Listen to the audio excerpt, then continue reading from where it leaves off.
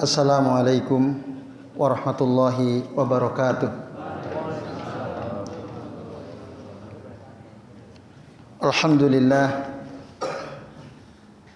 Alhamdulillahilladzi hadana li hadza wa ma kunna linahtadiya laula an hadanallah. Asyhadu an la ilaha illallah wahdahu la syarikalah wa asyhadu anna Muhammadan abduhu wa rasuluh. Allahumma shalli wa sallim wa barik ala Muhammad wa ala ali Muhammad kama shallaita wa barakta ala Ibrahim wa ala ali Ibrahim fil alamin innaka Hamidum Majid. Rabbi shrah li sadri wa yassir li amri wahlul 'uqdatam min lisani yafqahu qawli. Amma ba'du. Bapak-bapak dan ibu-ibu serta jamaah sekalian rahimani wa rahimakumullah. Alhamdulillah pada malam ini kita bisa berjumpa kembali untuk melanjutkan ngaji kitab Al-Aqidah Al-Wasithiyah karya Syekhul Islam Ibnu Taimiyah rahimahullah. Dan pembahasan kita masih membahas ayat-ayat yang menunjukkan sifat mahabbah lillah, ya, ada sifat cinta bagi Allah Subhanahu wa taala. Nah, ini semua dibahas, ya, di antaranya tentu yang paling pokok supaya kita mengimani, menetapkan bahwasanya Allah itu punya sifat cinta. Yang kedua, supaya kita tahu, ya, apa saja amalan yang kita bisa lakukan supaya kita dicintai Allah. Nah, itu poin penting juga, ya. Dengan kita membahas ayat-ayat ini, kita jadi tahu, ya, apa saja amalan yang apabila kita lakukan maka Allah akan mencintai kita. Bapak, Ibu dan jamaah sekalian, ada 3 ayat lagi yang akan kita bahas, ya, berkaitan dengan al-mahabbah lillah. Nah, yaitu yang pertama pada kesempatan kali ini, ya, berarti ini ayat yang ke-6. Karena sudah 5 ayat kita bahas. Maka al-ayatus sadisah, ayat yang ke-6 disebutkan di dalam Al-Qur'an, ya, surah Al-Maidah ayat 54. Allah Azza wa Jalla berfirman, "Fasawfa ya'tillahu biqaumin yuhibbuhum wa yuhibbunahu." Allah pasti akan datang dengan suatu kaum yang kaum itu dicintai oleh Allah, yuhibbuhum, Allah mencintai mereka, wa yuhibbunahu, dan mereka pun mencintai Allah Subhanahu wa taala. Ini jelas sekali Bapak Ibu dan jamaah sekalian. Jadi dalam ayat ini ada suatu kaum yang dicintai oleh Allah dan mereka pun mencintai Allah. Nah, ayat ini, ya, kalau kita baca secara lengkap adalah jawaban dari kalimat bersyarat sebelumnya. Kalau kita buka, ya, surah Al-Maidah ayat 54, Allah mengatakan, "Ya ayyuhalladzina amanu man yartadda minkum an dinihi." Wahai orang-orang yang beriman, siapa yang murtad di antara kalian dari agama Allah, fasawfa ya'tillahu biqaumin yuhibbuhum wa yuhibbunahum. Maka niscaya Allah akan datang dengan suatu kaum yang kaum itu Allah cintai mereka dan mereka mencintai Allah. Ya. Lalu kemudian Allah menyebutkan sifat mereka. Nah, yaitu mereka yang azillatin alal mu'minina aizzatin alal kafirin, yujahiduna fi sabilillahi wa la yakhafuna laumata laimin, dzalika fadlullahi yu'tihi may yasha'u wallahu wasi'un alim. Al-Maidah ayat 54. Nah, ini bapak-bapak dan ibu-ibu serta jamaah sekalian rahimani wa rahimakumullah. Jadi Allah tegaskan, ya, kepada orang-orang beriman, kalau ada di antara kalian yang murtad dari agama Allah, nanti Allah akan datangkan, ya, suatu kaum yang kaum itu dicintai oleh Allah dan mereka pun mencintai Allah. Mereka pun mencintai Allah, dan bersikap lemah lembut, ya, azillatin alal mu'minin, aizzatin alal kafirin, bersikap tegas keras terhadap orang-orang kafir. Yujahiduna fi sabilillah, mereka berjihad berjuang di jalan Allah. Wala yakhafuna laumata laimin, dan mereka tidak takut terhadap celaan orang yang mencela mereka. Dzalika fadlullah. Nah, itu semua adalah karunia Allah. Yu'tihi may yasha. Allah berikan kepada hamba yang dikehendakinya. Wallahu wasi'un alim. Allah itu maha luas, ya, pemberiannya, dan maha mengetahui. Nah, itu lengkapnya ayat 54 dari surah Al-Maidah. Bapak Ibu dan jamaah sekalian, ya, kalau kita baca ya penjelasan dari Al-Imam As-Sa'di dalam tafsir beliau. Jadi di dalam ayat ini, ya, di antara, ya, Bapak Ibu dan sekalian, perkara yang bisa mendatangkan cinta Allah, ya, kepada kita tadi sebutkan di dalam ayat ini apa saja tadi? Nah, azillatin alal mu'minin, aizzatin alal kafirin, yujahiduna fi sabilillahi wala yakhafuna laumata laim. Itu. Maka kalau kita memiliki sifat ini berarti kita termasuk orang-orang yang dicintai oleh Allah Subhanahu wa taala. Itu Bapak sekalian. Nah, lalu beliau mengatakan, fa inna mahabbatallahi lil abdi hiya ajallu ni'matin. Sesungguhnya kecintaan Allah kepada hamba itu merupakan nikmat yang paling agung. An'ama biha alaih, yang Allah berikan nikmat itu kepada dia. Bahkan wa afdalu fadilatin, keutamaan yang paling utama yang Allah berikan kepada seorang hamba. Wa idza ahabballahu 'abdan yassara lahu al-asbab. Apabila Allah mencintai seorang hamba, maka Allah akan permudah seluruh asbab, seluruh jalan. Wa hawwana 'alaihi kulla asirin, dan Allah akan memudahkan untuknya setiap kesulitan. Kalau Allah mencintai kita. Wa waffaqahu li fi'lil khairat, ya, wa tarkil munkarat. Nah, ini penting. Dan kalau Allah cinta Bapak Ibu kepada kita, ini menurut keterangan dari Syekh Sa'di, ya, Allah akan memberikan taufik kepada kita untuk mengamalkan kebaikan-kebaikan dan meninggalkan kemungkaran-kemungkaran. Gampang gitu.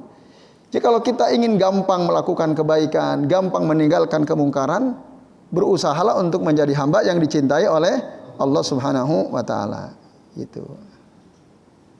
Nah, ini, maka nanti Allah akan mencintai dia. Nah, lalu beliau katakan juga, wa min lawazimi mahabbatil abdi li rabbih annahu la budda an yattasifa bi mutaba'ati Rasul sallallahu alaihi wasallam zahiran wa batinan. Dan di antara kelaziman dari tanda cintanya seorang hamba kepada Allah Tuhannya adalah dia memiliki sifat selalu mengikuti Rasul sallallahu alaihi wasallam, baik secara zahir maupun secara batin, fi aqwalihi wa a'malihi wa jami'i ahwalihi, dalam seluruh perkataannya, perbuatannya, dan dalam seluruh keadaannya, sebagaimana dijelaskan dalam ayat sebelumnya, yaitu ayatul mihnah, ya, dalam surah Ali Imran ayat 31 yang kemarin kita bahas. Itu termasuk, ya, ini clear, ya, kita sudah bahas. Jadi kalau memang kita betul-betul cinta kepada Allah, tandanya kita pasti ittiba kepada Rasul. Jadi kalau ada orang ngomong cinta sama Allah tapi enggak ittiba kepada Rasul, itu namanya pengakuan palsu. Qauluz zur namanya itu. Nah, maka Bapak Ibu berusahalah untuk senantiasa mengikuti sunnah Rasul SAW. Nah, itu kalau kita ingin dicintai Allah itu penting sekali. Nah, ya tentu mengikuti Rasul itu mengikuti apa saja yang beliau amalkan, yang beliau sampaikan secara lisan dari sunnah fi'liyah, sunnah qauliyah, tentu saja yang makbul ya, yang hadis-hadisnya sahih atau hasan, bukan berdasarkan hadis-hadis dhaif. Karena banyak bertebaran di bulan Sya'ban ini kemarin ya, malam nisfu Sya'ban, orang mengamalkan amalan-amalan yang sesungguhnya hadis tersebut lemah ya. Dan sampai ada ulama tidak ada satupun hadis sahih yang menunjukkan amalan khusus di bulan Sya'ban, wabil khusus di malam nisfu Sya'ban. Semua hadis-hadisnya itu hadis kalau tidak palsu ya dhaif hadisnya. Nah itu, maka nggak perlu diamalkan kalau kita memang betul-betul ittiba kepada Nabi SAW. Termasuk di antara konsekuensi ya tadi, kama anna min lazimi mahabbatillahi lil abdi, sebagaimana kelaziman kecintaan Allah kepada seorang hamba, atau konsekuensi Allah mencintai hamba ada apa? Agar Allah mencintai hamba maksudnya, an yuksirul abdu minat taqarrubi ilallahi bil faraidi wan nawafil. Hendaklah seorang hamba itu memperbanyak amalan yang bisa mendekatkan dirinya kepada Allah, baik dengan amalan-amalan fardu maupun dengan amalan-amalan sunnah, nawafil, tambahan. Sebagaimana disebutkan dalam hadis sahih, hadis qudsi, kata Allah, wa ma taqarraba ilayya abdi bi syai'in ahabba ilayya mimma ibtaradtu alaihi bil ibtaradtu alaihi. Dan tidaklah seorang hamba mendekatkan dirinya kepadaku dengan sesuatu yang lebih aku cintai daripada apa yang telah aku fardukan kepadanya. Wala yazalu abdi yataqarrabu ilayya bin nawafil hatta uhibbahu. Dan ya, hambaku senantiasa mendekatkan dirinya kepadaku dengan ibadah-ibadah nawafil, nafilah, tambahan sunnah. Hatta uhibbahu, sampai aku mencintainya. Fa idza ahbabtuhu, kata Allah, kalau aku mencintai dia, kuntu sam'ahu alladhi yasma'u bih, maka aku akan menjadi pendengarannya, dengan itu dia mendengar. Maksudnya pendengaran orang yang dicintai oleh Allah itu terkendali, misalnya. Wa basarahu alladhi yubsiru bih, dan aku akan menjadi pandangannya, penglihatannya, dengan itu dia melihat. Wa yadahu allati yabtishu biha wa rijlahu allati yamshi biha, aku akan menjadi tangannya, dengan itu dia memegang. Aku akan menjadi kakinya, dengan itu dia berjalan. Maksudnya telinganya, pandangan matanya, kedua tangannya, kakinya senantiasa diberikan taufik oleh Allah Subhanahu wa taala, sehingga dia selalu ya mendengar yang baik-baik, tidak suka mendengar yang tidak baik, melihat yang baik-baik, dia tidak senang melihat yang tidak baik, yang diharamkan oleh syariat. Pun begitu dengan tangannya, ya, dia selalu melakukan dengan tangannya itu sesuatu yang baik-baik karena mendapatkan taufik dari Allah Ta'ala. Karena tadi kata Allah, wa kuntu yadahu allati yabtishu biha. Pun begitu dengan kakinya senantiasa mendapat bimbingan taufik dari Allah Azza wa Jalla. Bahkan di akhir hadis, ya, dalam hadis qudsi ini Allah mengatakan, wala in sa'alani la'u'tiyannahu, kalau dia meminta kepadaku, aku akan beri, pasti aku akan beri dia. La'u'tiyannahu. Nah, dalam kalimat la'u'tiyannahu di sini Allah menyebutkan dua adawatut taukid, ya, perangkat untuk menguatkan, memastikan. Jadi pasti aku akan kasih dia. Siapa? Orang-orang yang senantiasa mendekatkan dirinya kepada Allah dengan yang fardu-fardu, dengan yang sunnah secara maksimal semampu dia, ya. Allah kasih pasti. Allah bilang la'u'tiyannahu, pasti. Ya, sampai dua dengan huruf lamut taukid dan nunus sakilah. Nunut taukid as-sakilah, ya, dua kali. Wala in ista'adzani la'u'izannahu, kata Allah. Kalau dia memohon perlindungan kepadaku, maka aku pasti akan lindungi dia.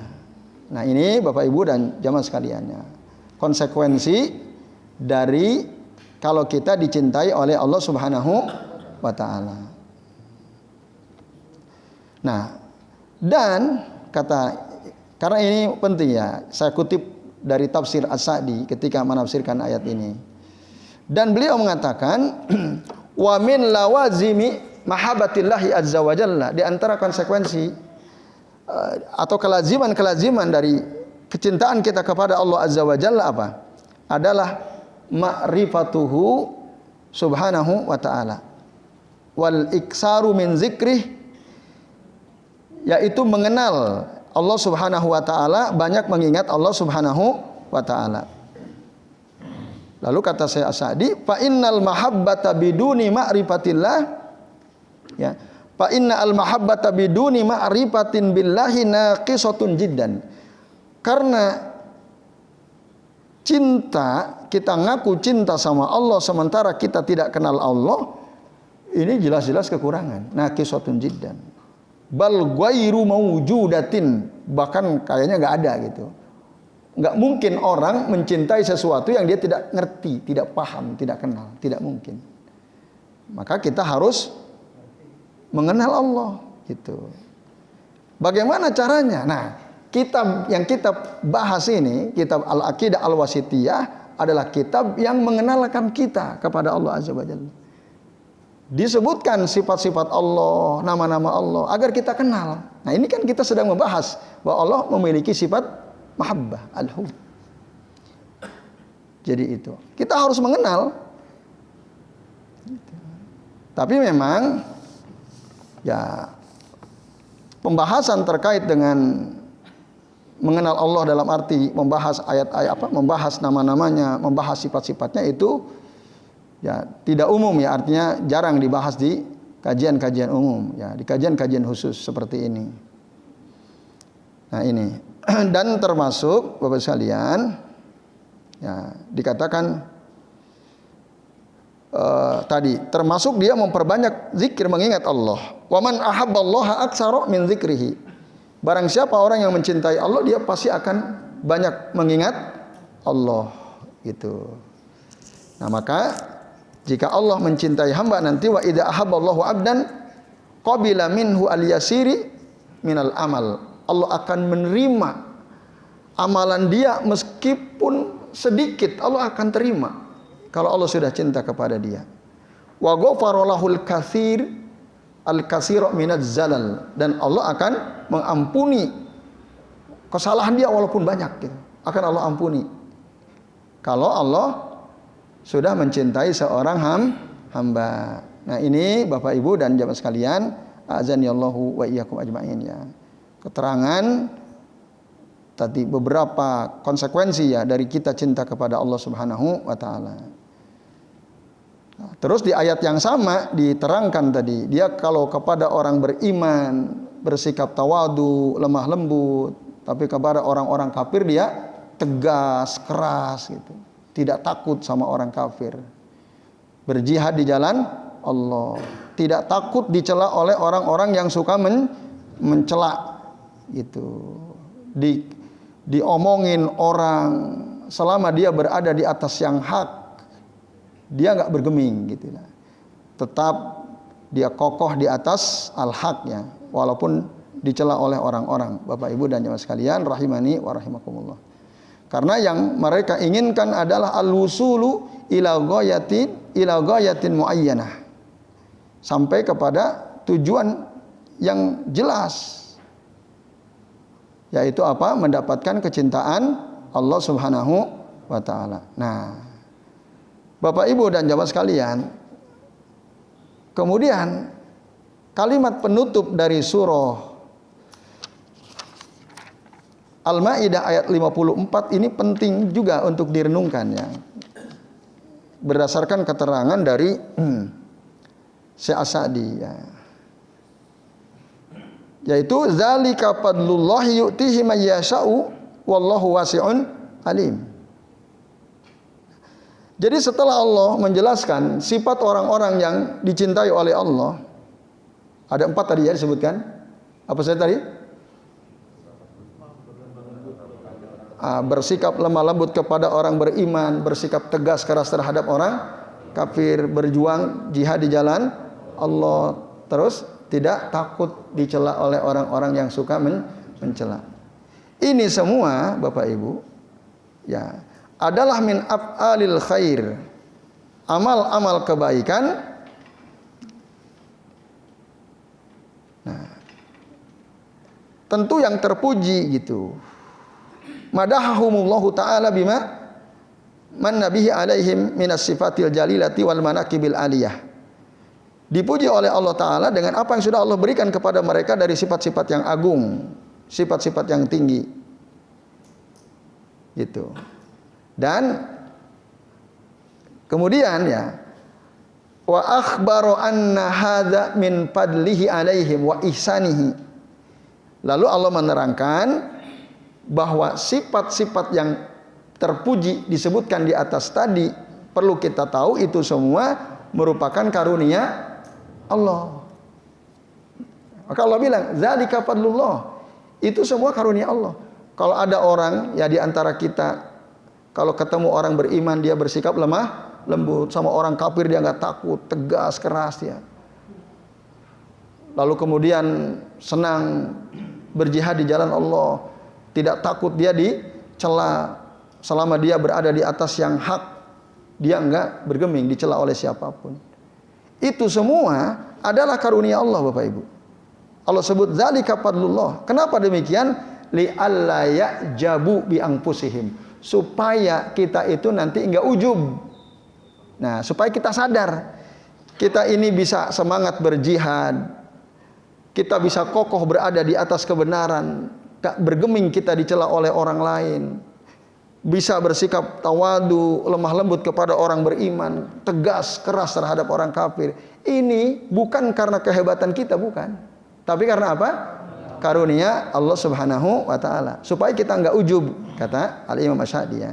Waliyaskuru alladzi manna 'alaihim bidzalika liyazidahum min fadlihi. Supaya mereka bersyukur kepada zat yang telah mengkaruniakan itu kepada mereka, agar apa? Agar kelak nanti Allah tambah lagi karunia-Nya. Nah, ini Bapak Ibu pentingnya. Kenapa Allah akhiri ayat 54 dari surah Al-Maidah ini dengan kalimat zalika fadlullahi yu'tihi may yasha'u wallahu wasi'un alim. Yaitu penjelasan terkait surah Al-Maidah ayat 54. Kemudian al-ayatu sabi'ah, ayat ke-7, Bapak Ibu dan sekalian, yang menjelaskan bahwa Allah itu punya sifat mahabbah adalah dalam surah As-Saff ayat ke-4. Allah Ta'ala berfirman, innallaha yuhibbul ladzina yuqatiluna fi sabilihi saffan ka'annahum bunyanum marsus. Sesungguhnya Allah mencintai orang-orang yang berperang di jalan Allah soffa. Soffa itu apa? Ya, berbaris rapih dalam satu barisan, ka'annahum bunyanum marsus, seakan-akan mereka itu adalah bangunan yang kokoh. Bangunan kokoh itu bangunan yang bagaimana? Yang kuat itu yang mana? Gimana? Yang rapat. Iya. Kalau bolong-bolong, batu batanya nggak rapat, kira-kira kuat atau enggak? Enggak ada celah gitu. Marsus itu kan rapat sekali mana sebenarnya. Maka Rasul dalam sholat itu selalu mengucapkan rusu, tarussu ya, rapatlah kalian. Nah, gitu Bapak sekalian. Nah, jadi orang-orang yang dicintai oleh Allah adalah orang yang berperang di jalan Allah dalam barisan yang kokoh, seakan-akan bangunan yang kokoh. Nah, dan memang surah Shaf itu adalah surah yang isinya tentang jihad. Allah memuji di awal ayat ya orang-orang yang berjuang di jalannya, kemudian nanti di akhir ayat Allah menyeru ya hamba-hambanya untuk berjihad. Gitu. Nah, di ayat keempat ini diterangkan Allah mencintai ya orang-orang yang berjuang di jalan Allah dalam satu shaf yang rapi ya, yang rapat.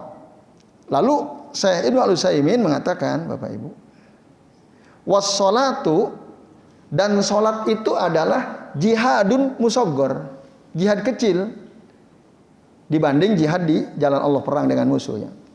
Di dalam sholat ada qaidun yajibut tibauhu, ada pemimpin yang wajib diikuti. Wa fa illam tatba'hu batalat sholatu, kalau kamu tidak mengikuti imam ya enggak sah salatmu, batal salat jamaahmu ya. Nah, bahkan Nabi mengatakan amma yakhshal ladzi yarfa'u ra'sahu qabla al-imami ayyuhawwilallahu ra'sa himarin aw yaj'ala suratahu surata himara. Tidakkah takut orang-orang yang mengangkat kepalanya sebelum imam, Allah nanti akan ganti kepalanya dengan kepala keledai, atau Allah akan menjadikan bentuknya seperti bentuk keledai. Hadis akhrajahu Muslim. Itu artinya harus ikut imam, ikut pemimpin, ngikutin imam. Wala takhtarifu alaih, jangan engkau selisih imam, kata Nabi dalam Sahih Muslim. Itu. Maka shaf dalam sholat itu ya persamaannya sama dengan shaf di dalam jihad. Itu harus kokoh. Bahkan pernah suatu ketika Nabi bertanya atau menyuruh para sahabat, ala tasifu kama tasiful malaikatu inda rabbiha. Tidakkah kalian membuat shaf sebagaimana para malaikat membuat shaf di hadapan Tuhan mereka, di hadapan Allah Subhanahu wa taala? Lalu para sahabat tanya, qalu ya Rasulullah, wahai Rasulullah, kaifa tasiful malaikatu inda rabbiha? Bagaimana para malaikat itu membuat barisan atau shaf di hadapan Allah Tuhan mereka? Qal, lalu Rasul berkata, yutimmuna sufufa al-awwala. Mereka akan menyempurnakan dulu shaf yang pertama sebelum bikin shaf yang kedua. Yang pertama dulu. Nah, maka Bapak Ibu kalau kita sholat shaf pertama belum penuh, isi dulu, jangan buat shaf yang kedua. Itu. Kemudian yang kedua kata Nabi, wayatarosuna. Nah, wayatarosun. Yang kedua, para malaikat itu ketika membuat shaf mereka rapat.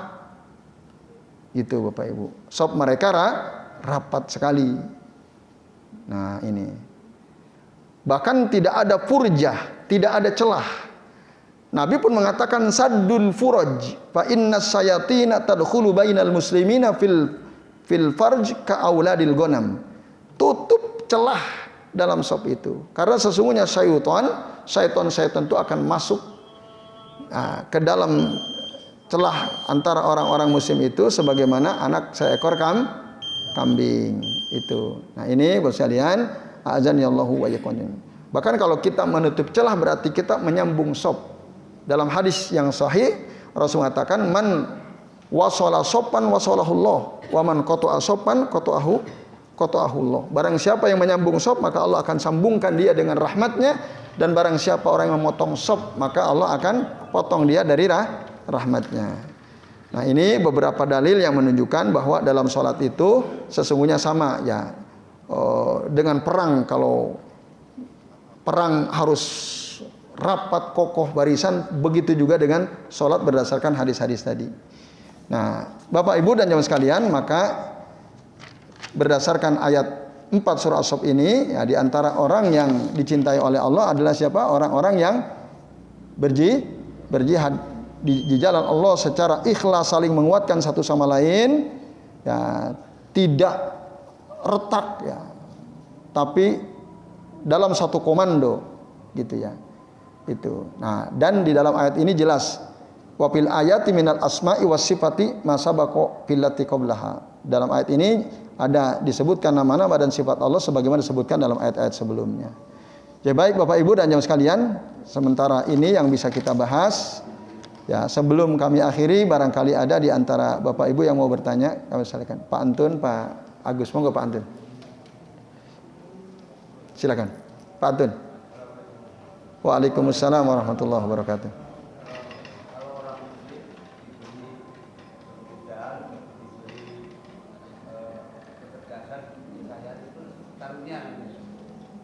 Iya.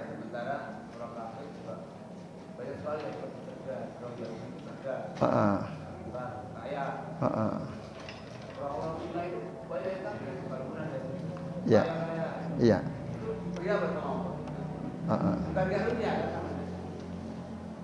Oke, yang antum tanyakan apa namanya gitu ya? Orang-orang kafir tetap diberi kekayaan, kesuksesan, kecerdasan dan lain sebagainya. Ya, baik. Apakah itu karunia atau apa? Kalau orang beriman tadi karunia. Ya, baik. Nanti saya jawab. Monggo Pak Agus. Tadi Ustaz katakan bahwa kita mencintai Rasulullah baik secara lahir maupun batin. Yang kami tanyakan secara batin bagaimana, Pak? mengikuti Rasul secara batin. Baik. J, itu aja bagus. J, yang pertama Pak Antun ya. Jadi nikmat kecerdasan, kekayaan, kesuksesan bagi orang beriman pun bisa bermakna karunia, bisa berupa istidraj juga. Jadi belum tentu ada orang mukmin kaya raya, sukses gitu ya. Oh, ini pasti karunia, pasti nikmat ya, pasti nikmat. Kalau karunia jelas. Bahkan terhadap orang kafir pun semua kekayaan yang diberikan oleh Allah kepada manusia ya, kepada orang kafir termasuk itu karunia min fadlillah. Cuma apakah itu penanda kecintaan Allah apa bukan? Nah, itu ininya yang perlu dibahas. Jadi orang kaya, baik mukmin atau orang kafir, belum tentu itu tanda kecintaan Allah, belum tentu. Tinggal lihat, semakin dia dapat nikmat, dapat kesuksesan, kekayaan, semakin taat atau enggak sama Allah. Nah, kalau semakin taat, nah itu baru karunia yang berupa nikmat. Tapi kalau diberi kekayaan, dilapangkan rezeki, sukses usahanya, mewah kehidupannya, kok dia semakin bermaksiat sama Allah, nah itu namanya istidraj. Sama juga tentu kepada orang-orang kafir itu. Kalau karunia semua karunia. Cuman apakah itu nikmat atau justru itu akan menjadi sebab azab. Nah, tergantung sikap kita dalam menerima nikmat tersebut ya. Yaitu Pak Antun, wallahu a'lam bishawab. Bentuk kecintaan Allah kepada manusia, kepada orang kafir itu. Allah tidak mencintai orang kafir karena kekufurannya tentu saja. Nah, jadi kalau tadi kan tanda bahwa kalau Allah mencintai seorang hamba, Allah akan permudah urusannya gitu kan. Allah akan berikan kepada dia taufik untuk berbuat kebaikan dan seterusnya. Tentu juga termasuk tadi watarkil mungkarat kan, meninggalkan kemungkaran. Tanda kalau Allah cinta kepada seorang hamba. Dimudahkan jalan hidupnya, tapi dia tidak meninggalkan kemungkaran, cinta apa bukan itu? Bukan. Jadi itu saling berkaitan. Jadi selain dimudahkan urusannya, dimudahkan segala masalahnya, dia juga diberikan taufik untuk beramal kebaikan dan meninggalkan seluruh kemungkaran. Itu Pak Antun. Jadi selama dia tidak meninggalkan kemungkaran, berarti itu bukan tanda cinta Allah kepada kita. Apalagi kalau kita kaitkan kan dengan ayat sebelumnya, innallaha yuhibbul muttaqin, innallaha yuhibbul muhsinin, innallaha yuhibbut tawwabina wa yuhibbul mutatahhirin. Itu harus dilihat semua. Karena itu cara kita untuk bisa mendapatkan cinta Allah. Bukan hanya dan tanda kita dimudahkan urusan kita bukan satu-satunya tanda gitu. Ada tanda-tanda lain yang juga perlu diperhatikan. Yaitu Pak Antun. Wallahu a'lam bishawab. Kemudian Pak Agus. Tapi kalau Allah tidak mencintai orang kafir, Iya. dia tetap melimpahkan kasih sayangnya, Pak ya? Betul. Kan kemarin kita udah bahas. Kalau rahmat Allah luas. Tapi kalau cinta Allah hanya diberikan untuk orang beriman. Makanya kan dalam Bismillahirrahmanirrahim dengan menyebut nama Allah yang Maha Pemurah. Ar-Rahman itu Maha Pemurah, Ar-Rahim Maha Penyayang. Para ulama tafsir pada umumnya menjelaskan Ar-Rahman itu untuk seluruh hambanya, Ar-Rahim itu khosan lil mu'minina. Itu khusus untuk beriman. Jadi cinta itu hanya Allah berikan untuk orang beriman. Tapi kalau rahmatnya itu semua hambanya termasuk orang kafir sekalipun, bahkan Fir'aun sekalipun dapat rahmat Allah, kasih sayangnya. Buktinya mereka dapat apa? Dapat rezeki kan, bisa makan, hidup enak dan seterusnya. Ar-rahmatu awsa'u minal mahabbah ya. Rahmat Allah itu lebih luas daripada cintanya. Maksudnya cakupannya, kalau rahmat Allah mencakup seluruh hambanya. Tapi kalau cinta Allah hanya untuk orang beriman. Jadi itu Pak Agus. Kemudian tadi yang Pak Agus tanyakan zahirun wa batinan ya. Mencinta apa? Mengikuti Rasul, mutaba'atur Rasul sallallahu alaihi wasallam zahirun wa batinan tadi ya. Kalau secara zahir jelas ya. Bagaimana cara Rasul salat kita ikuti, bagaimana cara Rasul berpakaian kita ikuti, bagaimana cara Rasul bergaul bersikap kita ikuti. Itu secara zahir. Secara batin ya keyakinannya, akidahnya, kebersihan hatinya itu ngikutin Rasul. Kalau termasuk syukurnya, tawakalnya, rojaknya, zikirnya. Nah, itu ikuti Rasul. Yang diingat Allah, yang ada di hatinya kehidupan akhirat. Tawakalnya hanya kepada Allah. Harapannya, rojaknya hanya kepada Allah. Khaufnya juga takut hanya kepada Allah. Nah, itu min a'mal al-qulub ya, amalan-amalan hati yang itu adalah termasuk batinan ya, secara batin, termasuk tentu akidahnya, keimanannya. Yaitu Pak Agus yang dimaksud secara batin itu. Wallahu a'lam bishawab. Ya baik Bapak Ibu dan jamaah sekalian, sementara ini yang bisa kita bahas. Terima kasih atas perhatiannya. Mari kita akhiri dengan doa kafaratul majlis. Subhanakallahumma wa bihamdika asyhadu an la ilaha illa anta astaghfiruka wa atubu ilaik. Wa sallallahu ala Muhammadin wa ala alihi wa sahbihi wa baraka wa sallama alaihim ajmain. Billahi taufiq wal hidayah. Wassalamualaikum warahmatullahi wabarakatuh.